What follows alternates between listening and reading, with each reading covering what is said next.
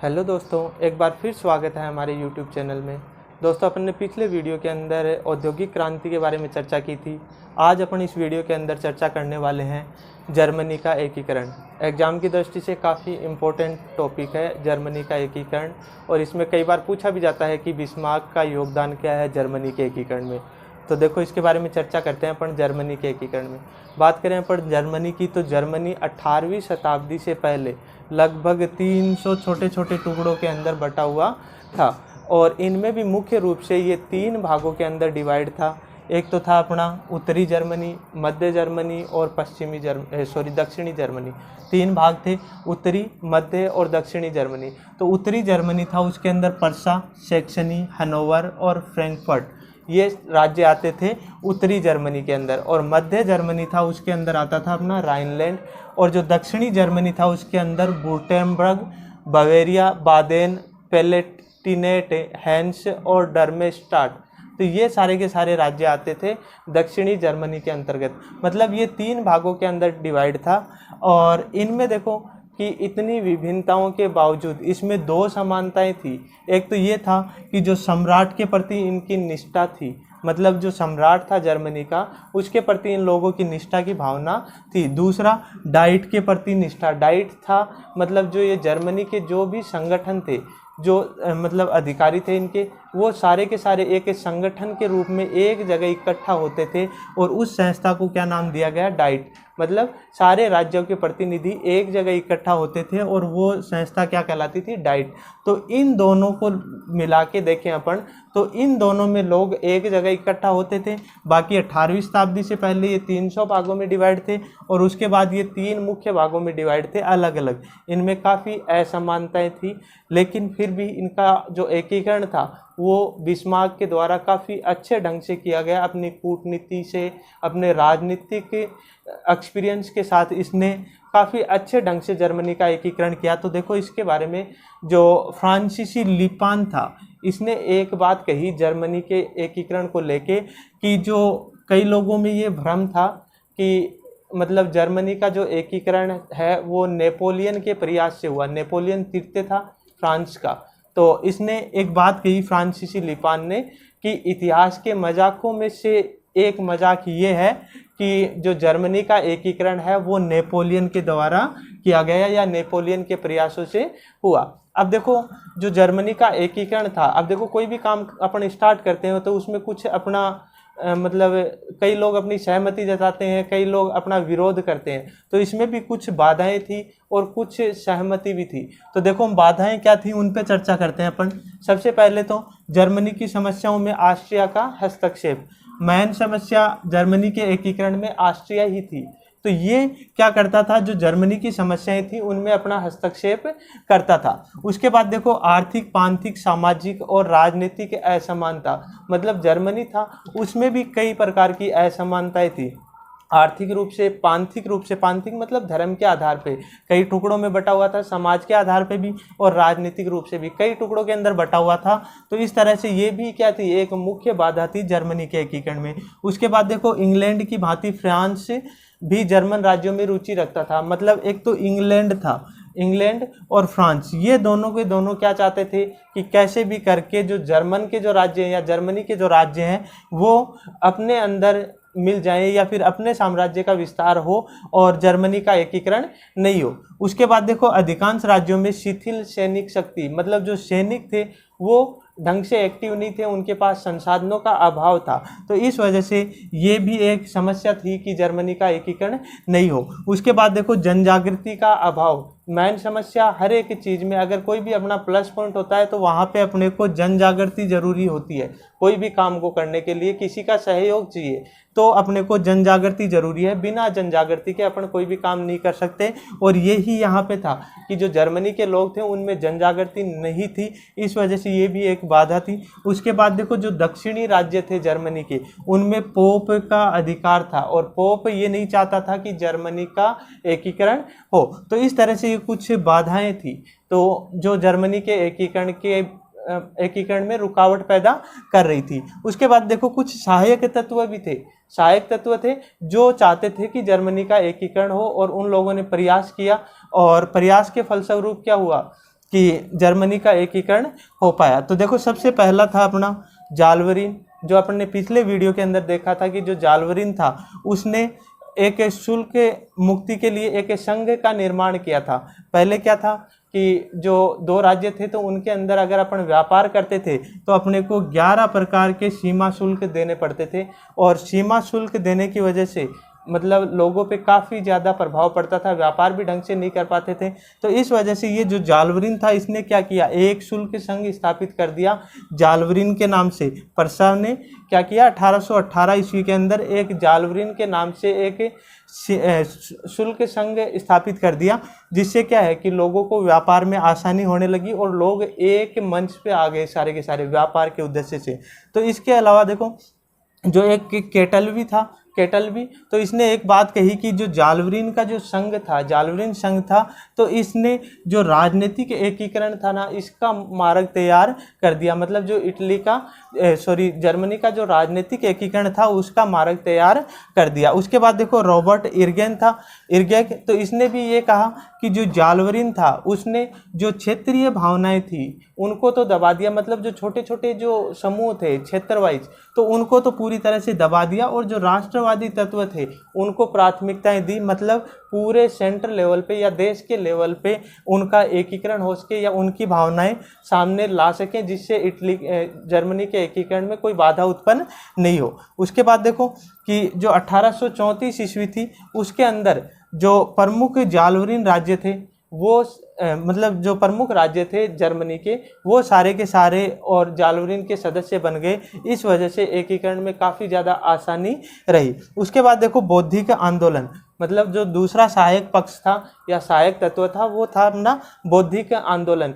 मतलब जो एकीकरण था उसके अंदर यही नहीं है कि युद्ध या फिर अपने जो विचार वगैरह है या फिर भाषण वगैरह है उनसे एकीकरण हो सका था। इसके अलावा देखो एकीकरण में जो प्रमुख दार्शनिक थे, इतिहासकार थे, साहित्यकार थे या कुछ कवि थे, इनकी भी मुख्य भूमिका रही है। देखो कुछ जो साहित्यकार दार्शनिक थे तो उन्होंने महत्वपूर्ण भूमिका निभाई और इनकी भूमिका के फलस्वरूप ही एकीकरण हो सका। तो देखो इनमें कुछ प्रमुख दार्शनिक थे, एक तो लिफ्टे, ईगल, डालमेल, तो ये प्रमुख दार्शनिक थे। इनके अलावा एक था अपना हेटिंगहाइन, हेटिंगहाइन, इसने लोगों के मन में एक भावना भर दी कि जो जर्मनी के लोग थे ना उनके मन में एक ही भावना भर दी कि जर्मन जो जाति है वो सबसे अच्छी या सर्वश्रेष्ठ मनुष्य जाति है, और इससे लोगों में काफ़ी अच्छा प्रभाव पड़ा और लोग एक जगह इकट्ठा होने लग गए। जो जर्मनी के जो लोग थे वो सारे के सारे एक गुट के अंदर एक संघ के रूप में इकट्ठा होने लग गए। उसके बाद देखो एक ये फिक्टे दार्शनिक था, तो उसने एक बात कही कि जो लोग थे जर्मनी के जो लोग थे उनके अंदर फ्रांस के विरोध में भावनाएं भरनी शुरू कर दी, फ्रांस के विरोध में लोगों को भड़काना शुरू कर दिया कि लोगों के मन में फ्रांस के विरुद्ध तो नफरतें पैदा हो जाएं और जो जर्मनी है उसके लिए प्यार या मोहब्बत पैदा हो जाए, जिससे लोग एकीकृत हो जाएंगे या एक जगह इकट्ठा हो सकते हैं। उसके अलावा देखो जो एक जर्मनी का जेना विश्वविद्यालय था, जेना विश्वविद्यालय, उसके अंदर एक 1815 ईस्वी के अंदर एक संगठन बना जिसका नाम था बर्सेनशेफ्ट। तो ये एक संगठन था जो देशभक्ति संगठन था, जिसने लोगों के अंदर देशभक्ति की भावना बढ़नी शुरू कर दी और जिससे लोगों की एकीकरण में रुचि बढ़ती गई। उससे क्या हुआ कि लोगों के नैतिक उत्थान पे जोर दिया गया। नैतिक उत्थान मतलब लोगों के सर्वांगीण विकास पे, खुद के विकास पे जोर दिया गया। उसके अलावा जैसे न्याय, स्वतंत्रता और एकता की भावना लोगों के अंदर भर दी गई और ये काफ़ी अच्छा पॉइंट रहा एकीकरण के अंदर। उसके बाद देखो औद्योगिक विकास, औद्योगिक विकास मुख्य रूप से जो जालवरीन था तो इसका महत्वपूर्ण योगदान रहा है, क्योंकि जालवरीन एक ऐसा संगठन था, उससे पहले 11 सीमा शुल्क देने पड़ते थे। अब देखो जालवरीन समझौते के साथ ही एक संघ बन गया, उसके साथ ही क्या हुआ कि लोगों को व्यापार की आज़ादी मिल गई, ज़्यादा सीमा शुल्क नहीं देना पड़ रहा था। तो इससे कई व्यापार का या फिर उद्योग धंधों का काफ़ी ज़्यादा अच्छा ढंग से विकास हुआ और उससे कई जो सूती वस्त्र की मिलें थी वो खुल गई और जो रेल परिवहन था वो भी काफ़ी ज़्यादा अच्छे ढंग से सुचारू रूप से होने लग गया। अब देखो इस वजह से क्या हुआ, जो 1863 ईस्वी के अंदर जो जर्मनी था उसकी गणना प्रमुख औद्योगिक राज्यों के अंदर होने लग गई। मतलब जो यूरोप के जो प्रमुख औद्योगिक राज्य थे उसके अंदर जर्मनी की गणना होने लग गई। उसके बाद देखो मेन समस्या थी अपने पास ऑस्ट्रिया। ऑस्ट्रिया तो ऑस्ट्रिया के सामने समस्याएं थी कि एक तो क्या हो गया, उसकी रूढ़िवादी नीति, और दूसरा पर्सा से युद्ध। देखो पर्सा सबसे शक्तिशाली था इसमें। यहाँ पे जो अपने पास है उत्तरी जर्मनी का जो प्रदेश था, रियासत थी पर्सा, तो वो सबसे शक्तिशाली था।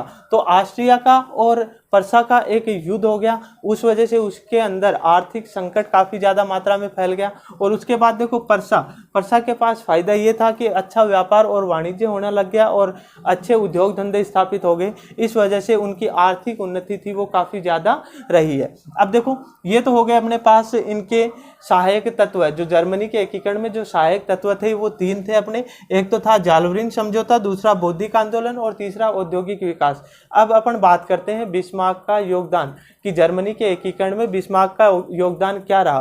देखो सबसे महत्वपूर्ण भूमिका बिस्मार्क ने ही निभाई है एकीकरण में। अगर बिस्मार्क नहीं होता तो शायद जर्मनी के एकीकरण में काफ़ी सालों का समय लग जाता। तो देखो सबसे पहले जो पर्सा था सबसे शक्तिशाली राज्य, तो वहाँ पे 1861 के अंदर वहाँ का जो सम्राट था विलियम चतुर्थ, तो विलियम चतुर्थ की मृत्यु हो गई थी। और उसके बाद 64 साल की उम्र में विलियम फर्स्ट था वो शासक बना। अब विलियम फर्स्ट जो शासक बना वो वैसे तो अगर मस्तिष्क के हिसाब से तो वो ज़्यादा शक्तिशाली नहीं था, लेकिन उसमें एक अच्छी बात थी कि वो व्यक्तियों को परखने में काफ़ी अच्छा था, व्यक्तियों की प्रतिभा को जानने में काफ़ी निपुण था। तो उसने क्या किया कि एक बात कही कि जो एकीकरण है जर्मनी का वो सिर्फ और सिर्फ सेना के सहयोग से पर्सा ही कर सकता है। मतलब सिर्फ और सिर्फ पर्सा है वो ही जर्मनी का एकीकरण कर सकता है सेना के सहयोग से। बाकी कोई भी यूरोप के राष्ट्र में ये इतनी हिम्मत नहीं है कि वो एकीकरण कर दे। और उसने इसके लिए क्या किया कि सबसे पहला क्या था, सेना का सहयोग जरूरी था। और सेना के सहयोग के लिए उसने क्या किया, सेना को मजबूत बनाने का काम किया। और मजबूत बनाने के लिए उसने एक तो युद्ध मैत्री का गठन किया जो था बानरून, और एक वान मोल्टेक था, ये प्रमुख सेनापति बना दिया सेना का। तो इन दोनों से काफ़ी अच्छा फायदा मिला। उसके साथ साथ देखो अब ये सेना के अंदर परिवर्तन करने से संवैधानिक गतिरोध पैदा हो गया। और गतिरोध पैदा होने के कारण जो विलियम प्रथम था इसने बिस्मार्क को अपना चांसलर नियुक्त कर लिया। मतलब बिस्मार्क कोई राजा नहीं था, ये सिर्फ और सिर्फ विलियम प्रथम का एक चांसलर था जो विलियम प्रथम के लिए काम करता था। अब देखो बिस्मार्क था ये काफ़ी ज़्यादा माइंडेड आदमी था, काफ़ी ज़्यादा चतुर राजनीतिज्ञ, अंतर्राष्ट्रीय मामलों का जानकार और कूटनीतिज्ञ। मतलब सबसे बड़ी बात थी इसकी कूटनीति, क्योंकि ये मतलब लोगों को झांसे में रख के पता नहीं कहाँ से कहाँ पहुँच जाता था। तो ये इसकी महत्वपूर्ण बात थी। इसके बाद देखो बिस्मार्क ने लोगों के लिए ये बात कही कि 1848 से लेकर 1849 ईस्वी तक लोगों ने वाद विवाद में अपना समय खराब किया कि वाद विवाद से अपन एकीकरण कर सकते हैं। तो ये उन लोगों की बहुत बड़ी भूल थी कि मतलब जो राजनीतिज्ञ थे वो ये सोच रहे थे कि सिर्फ और सिर्फ अपन वाद विवाद से और एकीकरण कर सकते हैं। तो ये उनकी सबसे बड़ी भूल थी। उनका मानना था कि जो ये बहुमत का प्रस्ताव है या फिर जो भाषण है ये देने की बजाय जो रक्त और लौह की नीति है, रक्त और लौह की नीति है, उससे अपन ये साम्राज्य स्थापित कर सकते हैं, एकीकरण कर सकते हैं। रक्त और लौह की नीति का मतलब ये हुआ कि कैसे भी करके साम दाम दंड भेद तीनों लगा के और कैसे भी करके बस जर्मनी का एकीकरण करना है। तो उसका मानना ये था कि कैसे भी हो, कोई भी तरीका अपनाया जाए, लेकिन जर्मनी का एकीकरण करना है। और यही क्या थी इसकी रक्त और लौह की नीति थी कि मतलब कुछ करना है, फालतू की बातें करने से, भाषण देने से इनसे कुछ नहीं होने वाला। तो इसके बाद सबसे पहला काम इसने यही किया आते ही कि जो पर्सा था उसका सैन्य बजट बढ़ाने के लिए निम्न सदन में आवेदन किया, लेकिन सदन ने अस्वीकार कर दिया। और अस्वीकार करने के कारण क्या हुआ कि इसने उच्च सदन में अप्लाई किया और जो सैन्य बजट था उसको पारित करवा लिया। तो ये सबसे बड़ी बिस्मार्क की आते ही उपलब्धि रही। अब देखो इसका जो एकीकरण है वो 3 चरणों के अंदर हुआ। 3 चरण कौन कौन से हैं उनके बारे में अपन चर्चा करते हैं। तो देखो पहला चरण अपना है डेनमार्क से युद्ध और गेस्टाइन संधि। मतलब डेनमार्क एक रियासत थी जिसका 2 छोटी छोटी रियासतों पे होल्स्टाइन और स्लेस्विंग पे अपना अधिकार था। मतलब इन दोनों रियासतों पर डेनमार्क का अधिकार था और इनको बुक के अंदर डची कहा गया है। ये याद रखना, डची क्या है, अपनी एक रियासत है, उसको अपन डची बोलते हैं, रियासत को डची बोलते हैं। तो देखो इन दोनों पे अधिकार था, होल्स्टाइन और स्लेस्विंग पे। तो इसमें देखो जो होल्स्टाइन था उसमें तो जो लगभग लोग थे वो जर्मन थे, मतलब जर्मन जो लोग थे वो ही थे, और ये जो लोग थे वो जर्मन संघ को भी मानते थे। लेकिन जो स्लेस्विंग था उसमें जर्मन लोग तो थे, लेकिन उसके साथ साथ एक जाति और थी, डेन।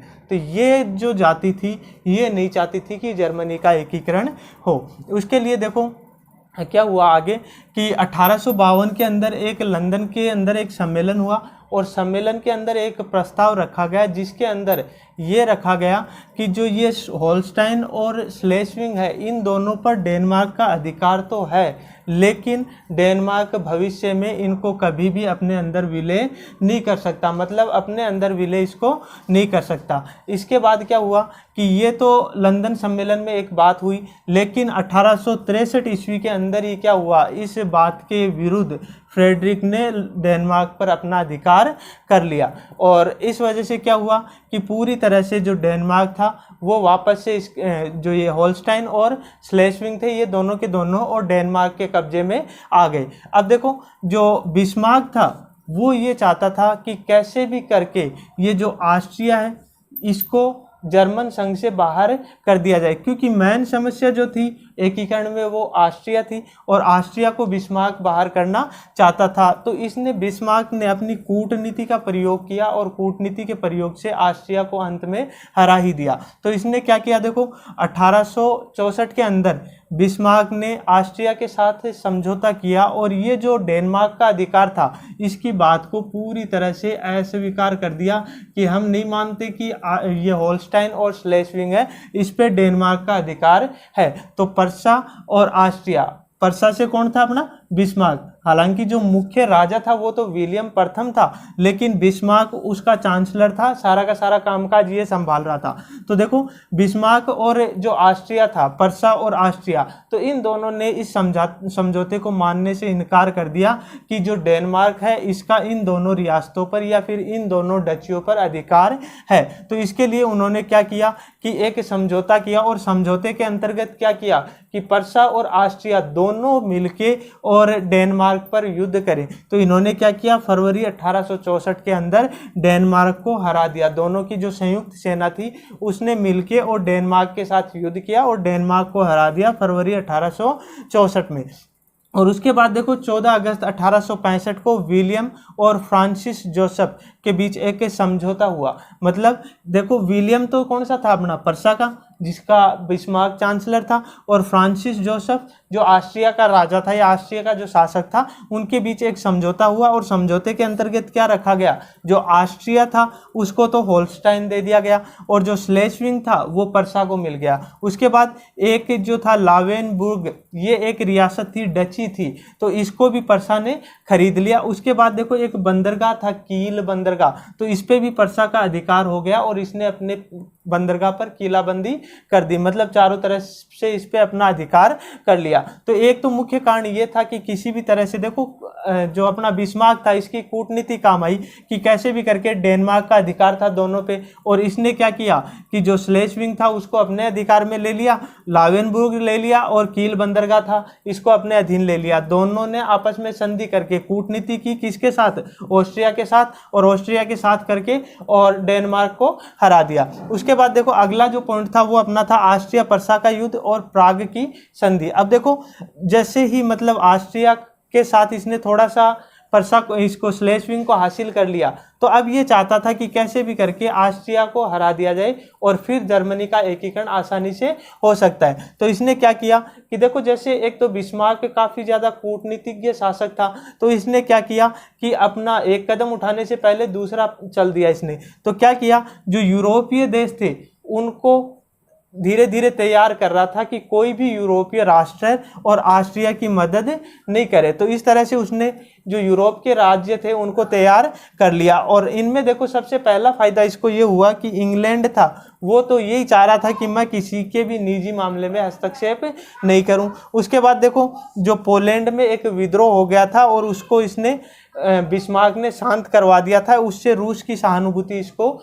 मिल चुकी थी कि मतलब रूस भी नहीं आ रहा और इंग्लैंड भी नहीं आ रहा। उसके बाद देखो फ्रांस को भी इसने थोड़ा सा लालच दे दिया कि तेरे को अगर हम जीत गए तो राइन का प्रदेश है वो दिलवा देंगे, मतलब फ्रांस भी इसके साथ नहीं आ रहा। तो इस वजह से क्या हुआ कि ये तीनों जो मुख्य राज्य थे यूरोप के ये ऑस्ट्रिया के साथ नहीं आ रहे। उसके बाद देखो एक जगह थी सार्डिनिया, तो इसके साथ इसने एक समझौता किया और समझौते में ये किया कि अगर सार्डिनिया वेनेशिया पे युद्ध करता है, सॉरी ऑस्ट्रिया पे युद्ध करता है तो उसको वेनेशिया प्रांत है वो दिया जाएगा। मतलब हर तरह से इसने अपनी कूटनीति का प्रयोग किया कि अगर जो सार्डिनिया है वो ऑस्ट्रिया के विरुद्ध युद्ध करता है तो उसको वेनेशिया प्रांत है वो दे दिया जाएगा। तो 1866 ईस्वी के अंदर ये समझौता हुआ। और इसके बाद देखो क्या हुआ कि जो होल्स्टाइन था उसमें क्या हुआ कि जो जर्मन लोग ज़्यादा थे, अपन ने पढ़ा था कि होल्स्टाइन में जर्मन लोग ज़्यादा थे और ये लोग क्या कर रहे थे, विरोध कर रहे थे। क्यों? क्योंकि देखो होल्स्टाइन किसके पास आ गया था, ऑस्ट्रिया के पास आ गया था और ये चाहते थे कि कैसे भी करके जर्मनी का एकीकरण हो। तो ये जो होल्स्टाइन के जो जर्मन लोग थे ये आंदोलन कर रहे थे और इनको बिस्मार्क ने नीचे नीचे उकसाना शुरू कर दिया कि कैसे भी करके बस ये लोग आंदोलन करते रहें और अपना काम आसान हो जाए। उसके अलावा देखो एक संगठन और था ड्यूक ऑफ ऑगस्टस, तो इसमें जो वो लोग थे जो जर्मन नहीं थे, मतलब होल्स्टाइन का ये संगठन था ड्यूक ऑफ ऑगस्टस, इसके अंदर वो लोग थे जो जर्मन नहीं थे, मतलब अपन बोल सकते हैं दूसरी कोई भी जातियां थी। तो इनको समर्थन दे रहा था ऑस्ट्रिया और इस वजह से क्या हुआ, आपस में विरोध होना शुरू हो गया होल्स्टाइन के अंदर और इस वजह से दोनों के बीच ऑस्ट्रिया और पर्सा के बीच युद्ध हुआ और इसमें 23 अगस्त 1866 को प्राग की एक संधि हुई। और प्राग की संधि की वजह से क्या हुआ कि जो होल्स्टाइन था वो पर्सा में शामिल हो गया। मतलब वापस से अपनी कूटनीति का प्रयोग करके इसने पहले तो स्लेस्विंग को अपने अधिकार में ले लिया और उसके बाद होल्स्टाइन को अपने अधिकार में ले लिया। और उससे क्या हुआ कि जो ऑस्ट्रिया था इसको जो जर्मन परिसंघ था उससे बाहर कर दिया गया, मतलब ऑस्ट्रिया को जर्मन परिसंघ से बाहर निकाल दिया गया। मतलब जो बिस्मार्क था उसने अपनी कूटनीति से और जो स्लेस्विंग था और होल्स्टाइन था जिन पे पहले डेनमार्क का अधिकार था और दोनों को अपने कब्जे में ले लिया। अब देखो तीसरा जो पॉइंट आता है, तीसरा चरण, वो था अपना फ्रैंको पर्शियन युद्ध और फ्रैंकफर्ट संधि। मतलब एक तो फ्रैंको पर्शियन युद्ध था और एक फ्रैंकफर्ट संधि। तो इन का भी क्या महत्व रहा, देखो कि यहाँ पे इसने बोला था बिस्मार्क ने कि अगर जो फ्रांस है वो ऑस्ट्रिया की मदद नहीं करता है तो उसको राइन प्रदेश से दिलवा दिया जाएगा। अब देखो जैसे ही ये युद्ध समाप्त हुआ तो फ्रांस ने मांग करनी शुरू कर दी कि मेरे को मेरा राइन प्रदेश दिया जाए, लेकिन इसने क्या किया, बिस्मार्क ने मना कर दिया कि मैं तो नहीं दे रहा, जा तेरी इच्छा है जो कर ले। तो इसने क्या किया, बिस्मार्क ने इसकी उपेक्षा कर दी। और इस समय देखो फ्रांस का जो शासक था वो नेपोलियन था, नेपोलियन तृतीय। अपन ने चर्चा की थी शुरू में ही कि ये इतिहास के मजाकों में से एक मजाक है कि जो जर्मनी का एकीकरण हुआ वो नेपोलियन के प्रयासों से हुआ। तो ये नेपोलियन था, ये फ्रांस का राजा था, नेपोलियन तृतीय। अब देखो इसके सामने समस्या थी कि एक तो ये जो फ्रांस का राइन प्रदेश इसको नहीं दिया, इसकी बेइज्जती महसूस हुई इसको, और दूसरी ये था कि बिस्मार्क के अपनी अकड़ दिखा रहा था। तो ये नेपोलियन के लिए प्रतिष्ठा का सवाल था और इस वजह से वो चाहता तो था कि युद्ध किया जाए, लेकिन युद्ध बिस्मार्क के लिए और नेपोलियन के लिए, दोनों के लिए नुकसानदायक था। इसलिए उसके बाद उसने, नेपोलियन ने अगला कदम उठाया कि युद्ध ना करने की बजाय कोई दूसरा तरीका निकाल लिया जाए। तो उसने क्या किया, एक लम्जबर्ग जगह है जो जर्मनी के अंदर थी, तो ये नेपोलियन चाहता था कि इसको अपन खरीद ले, लेकिन जर्मनी के जो इतिहासकार या फिर जो साहित्यकार या जो दार्शनिक राजनीतिज्ञ जो भी थे उन लोगों ने, सारों ने इसको मना कर दिया कि हम ये नहीं दे सकते। इसके बाद जो स्पेन था स्पेन पे दोनों के दोनों अधिकार करना चाहते थे, कि पर्सा भी चाहता था और फ्रांस भी चाहता था। तो इस वजह से दोनों अधिकार करना चाहते थे और इस वजह से दोनों के बीच में युद्ध शुरू हो गया। और युद्ध शुरू हुआ 15 जुलाई 1870 ईस्वी को। तो इसमें जर्मनी ने फ्रांस को तीन तरफ से घेर के उस पर आक्रमण करना शुरू कर दिया। और इस वजह से जो ब्रिसेनबर्ग और ग्राउलाट था, तो इन दोनों के युद्ध में फ्रांस बुरी तरह हार गया। ब्रिसेनबर्ग और ग्राउलाट, तो इन दोनों के युद्धों में जो फ्रांस था वो पर्सा से हार गया। उसके बाद देखो, जो 2 सितंबर 1870 में पर्सा का जो सेनापति था बोन मोल्टेक, तो इसने फ्रांस को पूरी तरह से हरा दिया। मतलब 2 सितंबर 1870 को जो फ्रांस का पर्सा का सेनापति था बोन मोल्टेक, तो इसने फ्रांस को हरा दिया। और उसके बाद जो नेपोलियन था उसने आत्मसमर्पण कर दिया। आत्मसमर्पण करने के बाद क्या हुआ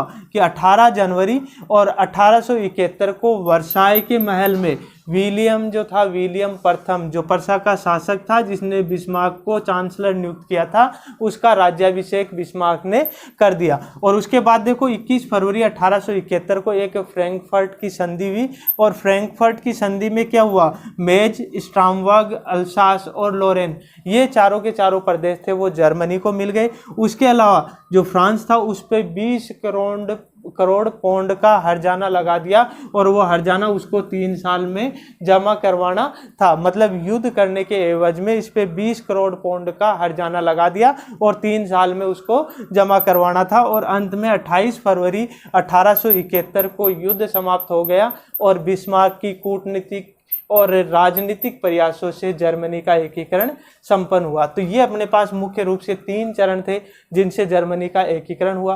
तो इस तरह से अपना वीडियो कंप्लीट। दोस्तों कैसा लगा वीडियो देख के कमेंट बॉक्स में ज़रूर बताएं। और अगला जो वीडियो होगा वो अपना इटली के एकीकरण पे होगा।